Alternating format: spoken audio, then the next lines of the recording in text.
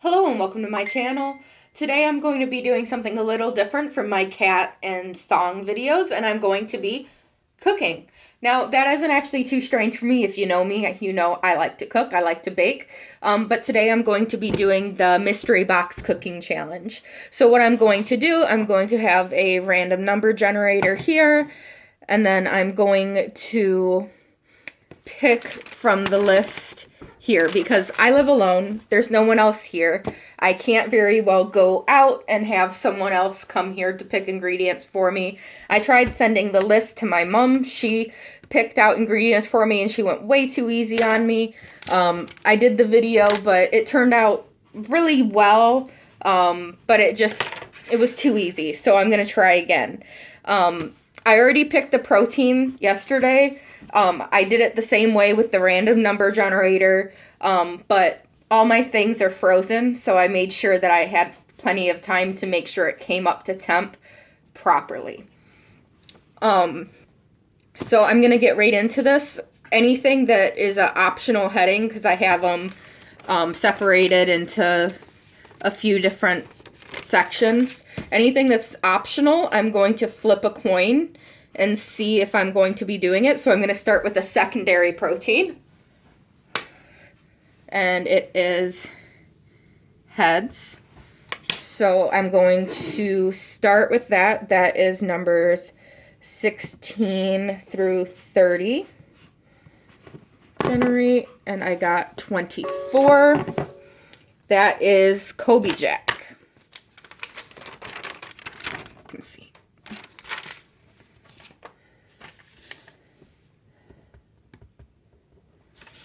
All right, now carbs. This one is a guaranteed because you need carbs in your meal. 13. I got 10, which is spaghetti.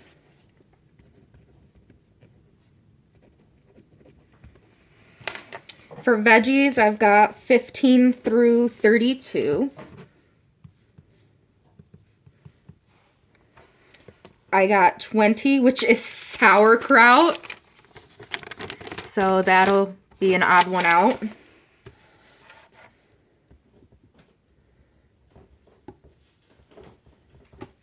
And I'm actually going to pick one more because I want a veggie to go with this. And it was 25, which is bell pepper. I already got some ideas going. Which isn't how it worked before, but it's how it's going to work for me. Okay, so now the miscellaneous, which is literally anything. Anything that couldn't really be categorized perfectly or would run into me having too many. That's what it was.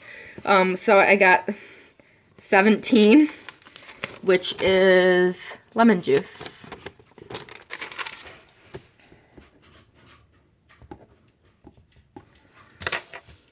Okay, so now I am down to sauces, which is an optional.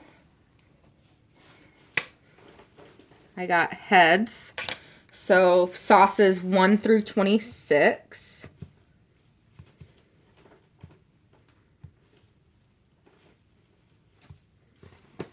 I got 7, which is soy sauce.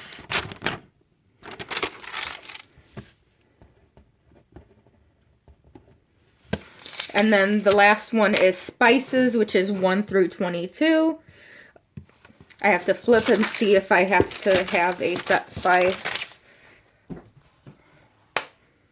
No, I do not. So we have our ingredients. I have New York strip steak, Colby Jack, spaghetti, sauerkraut, bell peppers, lemon juice, and soy sauce. I'm going to give myself an hour starting now. I'm going to take like 5-10 minutes to come up with a plan, and I'll be right back. Ooh. Okay, sorry about that. So what I'm doing, and why I'm wedging the phone up there, please stay, is so you can see what I'm doing. So this is my New York strip steak. It is kind of small and it looks a little weird. But I got it fresh from a butcher before I froze and packaged it. And it's been staying at temp. So it should be fine. What I'm going to do is... Ooh, I couldn't open that. I'm going to use the soy sauce as like a kind of quick marinade. Usually I do this for a long time, or I at least let it set a couple hours. I don't have a couple hours, so it's just going to have to sit in there while I do a couple other things. So I haven't really completely decided what I'm gonna do, but what I have decided is that when I cook the steak, I'm going to quickly I forgot the word for it. I'm going to cook it on the outside real quick so it gets that nice sear to it. Sear is the word I was looking for. And then I'm going to pop it in the oven to finish. When I pop it in the oven, I'm going to lay it on a bed of the sauerkraut. And I think that'll help with some, I think it'll add some flavor, and it will also kind of protect the steak from the pan a little bit, if that makes sense. Maybe not. I'm also going to do some type of pasta, obviously. I have to do some kind of pasta, and I have cheese and lime juice and a bell pepper left. So that is really, really, really hot. So I'm gonna get a couple things together, I guess, real quick, and I'm gonna let this sit, and I'm gonna get a pot boiling real quick, and then I'll be back. So I decided on making a weird move, and you know what? No, I was gonna be like, okay, I think I can work the lemon juice in with the pasta somewhere, but I don't think I want to. I think I'm gonna add it to this because, I mean, people add pineapple juice and all sorts of things, and it's gonna have some sourness from the sauerkraut anyway. So I'm gonna just add all that together. And we'll see how that goes. This is definitely not how I usually make a steak. If that makes sense. Usually I will use some A1 and soy sauce for my marinade. And I'll usually let it marinate for a couple hours or even overnight to let those flavors really soak up into the meat. But this is going to be a really quick marinade. I think I'm going to maybe let it cook in this sauce a little bit. But I also want to make sure I get that sear. And if I put the sauce in on top of the sear, it's just kind of going to soften that back up. But I think I'm going to go for it and just do that.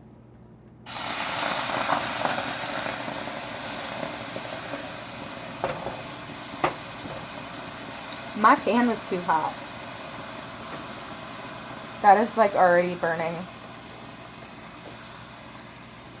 Yep, so I think I screwed the pooch on that one a little bit.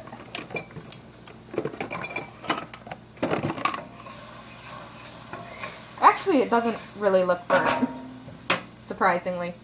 Would have helped if I oiled my pan.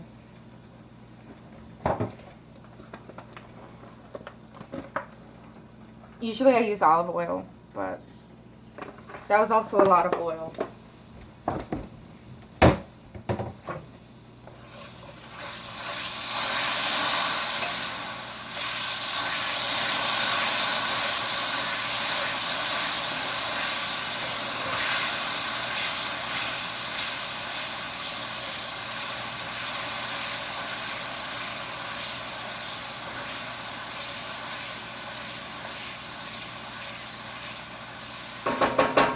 So at this rate, I'm probably going to wind up kind of literally frying the steak. But I'm still gonna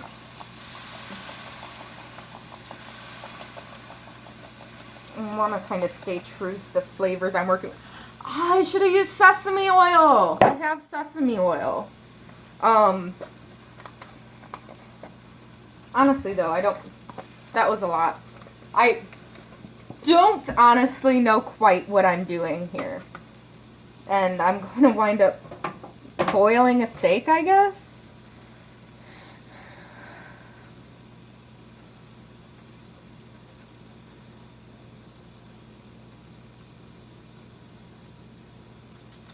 Man, I watch a lot of Gordon Ramsay. If he saw a restaurant serving a steak that looked like this, he would probably have some choice words for them.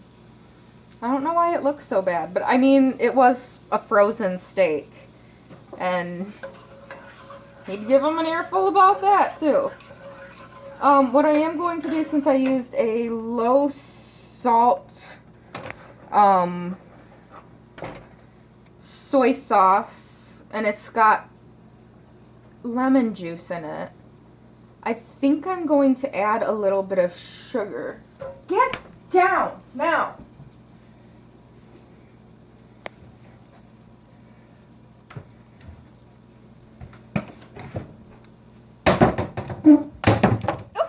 That thing's falling out at me. Okay, so a little bit of salt. I use Himalayan pink sea salt because, I don't know, it's just kind of became my go-to salt. Just a little bit of sugar, maybe half a tablespoon. My sugar smells like coffee, even though I don't put coffee spoons in it.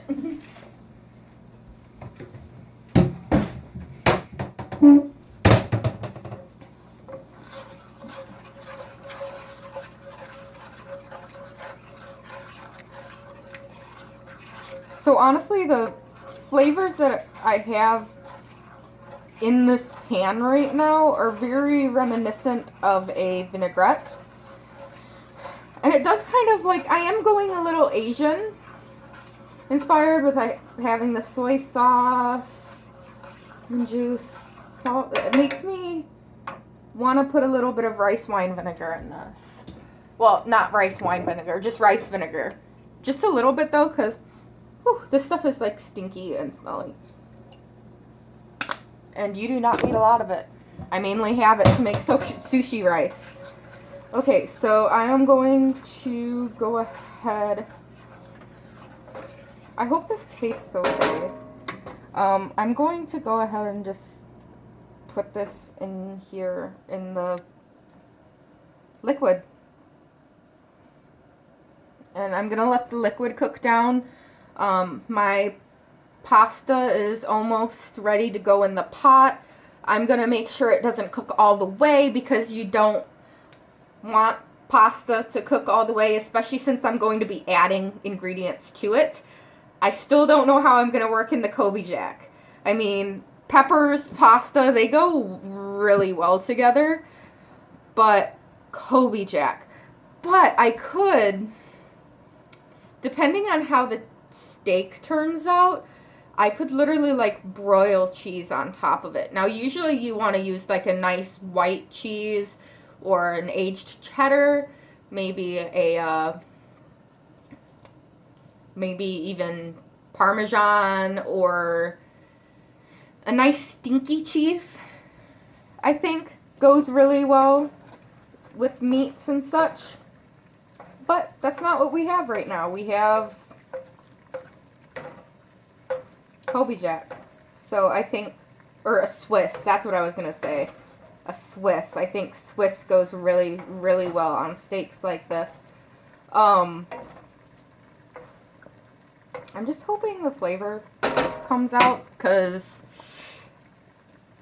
I think what I'll do is I'll pour this juice off when it goes into the oven, and I'll let it get that nice brown crust to it, and I'll actually add some seasoning on it as well. I mean, usually this is what you do in the oven, and when you do it on the stovetop, you're trying to make that sear.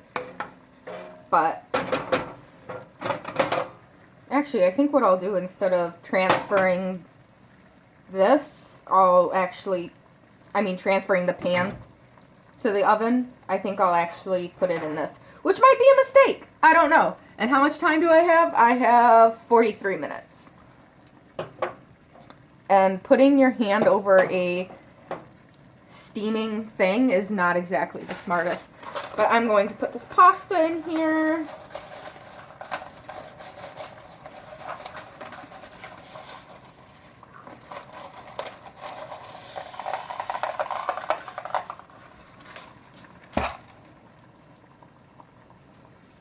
By the way, I know that I am not following food safety standards the best at the moment.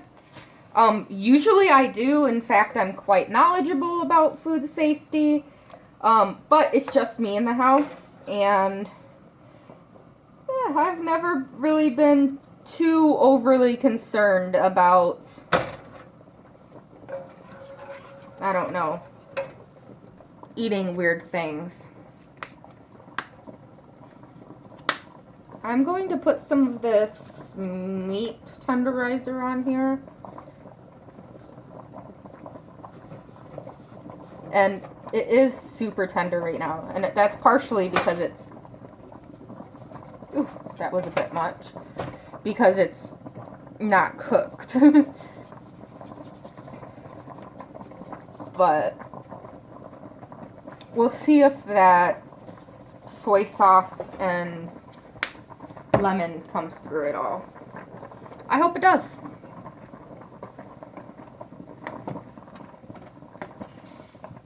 Okay, so I'm gonna hope this kind of reduces down to a nice sauce. I gotta taste it first though.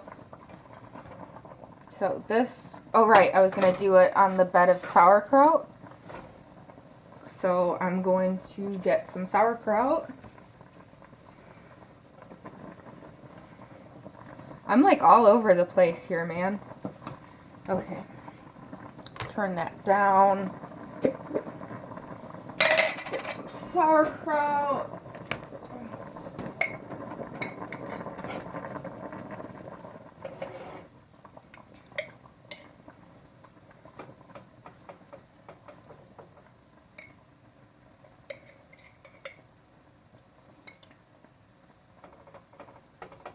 Kind of make a bed of it.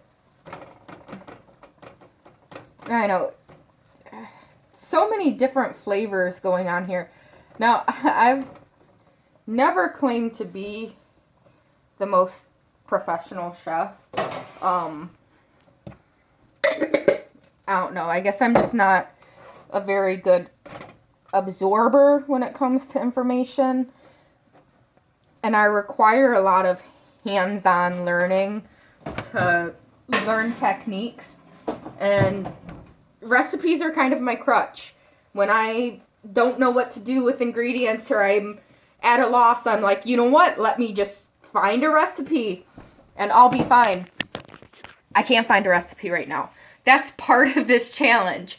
I can't just look up a recipe because then there's not really a point to doing it. Because part of the fun is being able to figure out what to make and how to put ingredients together without being like, oh, hey, Google, how do I put these ingredients together? You know, so it's kind of scary, kind of terrifying,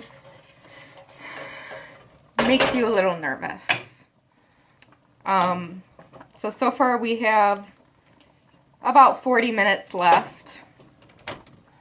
I'm going to put that steak in the oven for 10. I'm going to, I think I'm going to taste this sauce and see what it's turning into.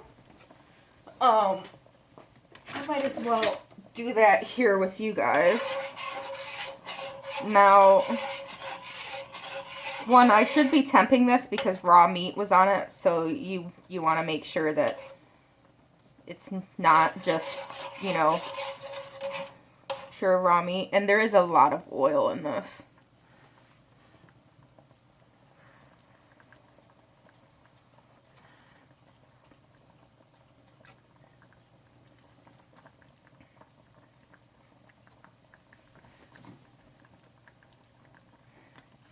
It's hard to describe, but it's not bad.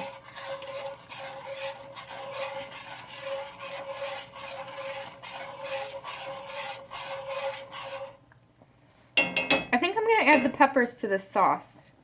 And I might use this sauce for the pasta. I'm going to cut this pepper real quick. I realize I'm taking like way too much time on camera. And I probably should be stopping the video a little bit more. But this one's been like a little bit more hands-on than my other one was, in which, I mean, I still had like a 20-minute video, but I had a lot more cooking time in that 20 minutes, if that makes sense. So let's,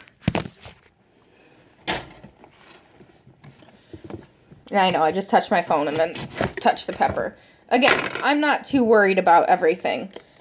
I'm actually not going to throw these out right now because I'm planning on doing a garden. So I'm going to use those seeds. I'm actually going to put a half of this pepper to the side because I don't need the whole pepper right now.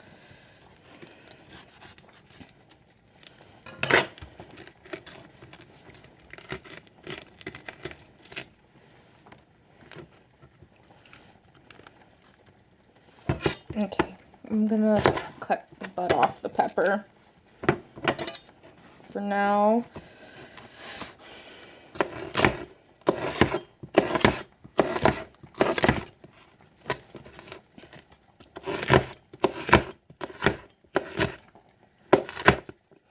And I'm never like, I said this in my last one, but you guys probably aren't gonna see the last one because I can't figure out how to get the different segments together. I'm not really the best at video editing and such. In fact, I don't even know how to begin. But, and the peppers are going to go right into that sauce that was made with the soy sauce and other ingredients. Bring you guys over here real quick to see how things are looking.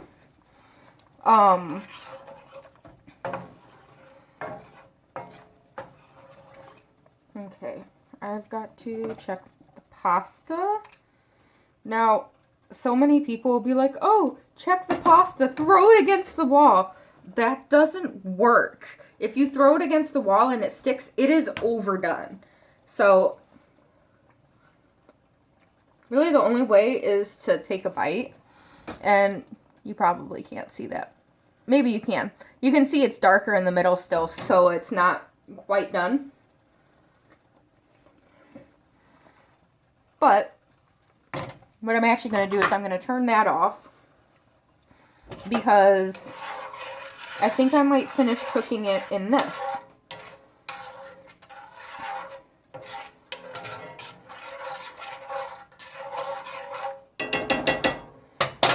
Yeah, I am. So let me get a strainer. I'm going to strain the pasta. Next time you come back, it'll be in the pot. Okay, so I went ahead and put it in, and you can see it looks really pretty. And honestly, I don't think I'm going to let it cook too much longer. I think I am going to let it set up, though. So I think I'm going to add some cornstarch and water mixture. I'm thinking about adding some broth because, honestly, I make a stir fry that's very similar to this in flavor-wise. And I think the only difference really is that this has a little less sugar and it doesn't have any broth. So I'm going to, you know what, I'm not going to go broth because, wait, I just remembered. I don't even have broth, but what I do have is bouillon. and bouillon can make a cheater's broth. And so I'm going to take a bouillon cube. This would have been perfect use of the pasta water, by the way. I'm going to pop this in the microwave to heat up the water real quick, and I'll... Okay, so I have my little bouillon mixture. This literally just bouillon and water. Get all that out of there. So the reason that was for the steak, which I've actually already checked on, which it's turning out pretty good. I just realized I did not check to see what doneness it's at currently. But that's fine. That's fine. I didn't put the cornstarch in here to do that because you usually use cornstarch with a cold liquid. So I'm going to do that now. I'm going to put some cool water in here. And my water actually is pretty dang cold from the tap. And I'm not going to measure the cornstarch. Usually I have to use a pretty decent amount. A lot of that fell everywhere. I'm a very messy cook. But, you know, my grandpa used to always say, a messy cook is a good cook. So, if that sentiment's actually true or not, the world may never know. A good cook does usually clean as they go, though. Okay. So that is nice and combined. So what I'm going to do, I'm going to kind of put this to one side, and I'm going to stir as I add that in. And the reason I did a little more liquid than you usually do when you're adding this is because I kind of do need more liquid for that bouillon, but because I knew I was going to be adding the cornstarch slurry, I didn't add too much more liquid to it.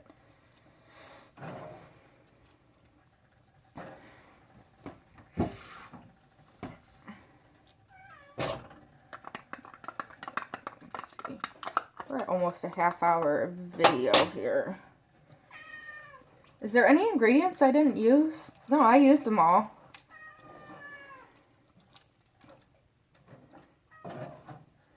I'll be honest, I'm kind of almost afraid to try the noodles. What I could do is try the sauce real quick. It looks a lot better put together now that it's got like the thickening agent and stuff in it. There's not as much just oil standing on top of it from the fact that I put way too much canola oil in this.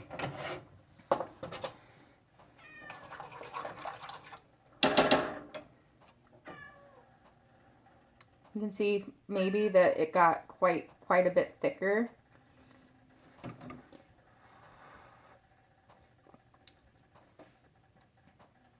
That is pretty good. Man. That is better than I thought it'd be. Okay, so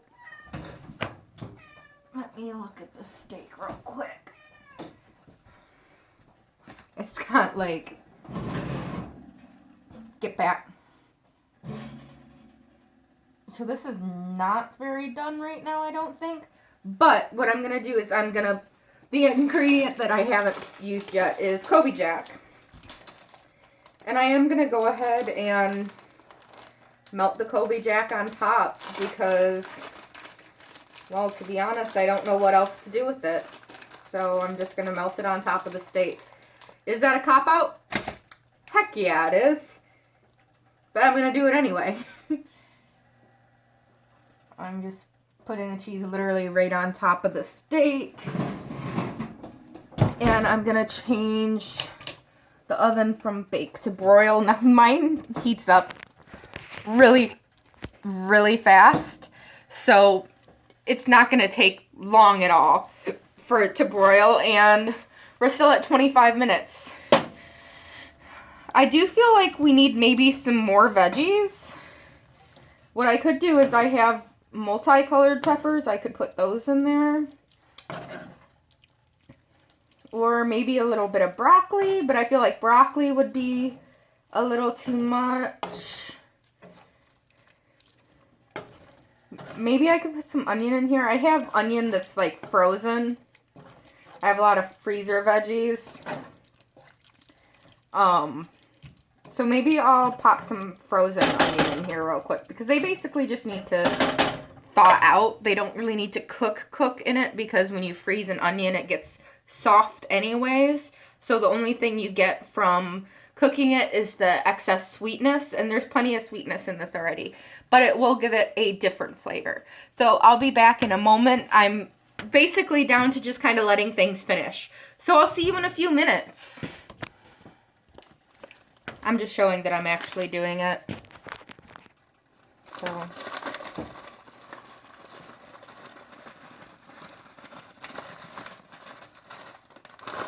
a little bit of onion.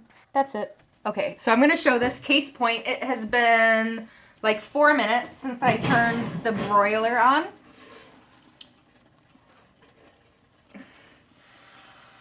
And look at that. Beautifully melty cheese with a nice like kind of crust on it. It can go just a little bit longer, but you can, if you were in here, you'd be able to smell that it does have a lot of, like you can tell it really did a lot of work in those few minutes. Also, I need to stir the onions in because they're not going to cook just sitting on top of the noodles. Okay.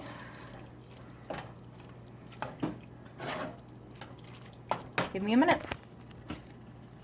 Okay, so my steak is ready to come out the oven real quick. I'm going to move my timer, which if you can't tell, it says 20 minutes and 55 seconds.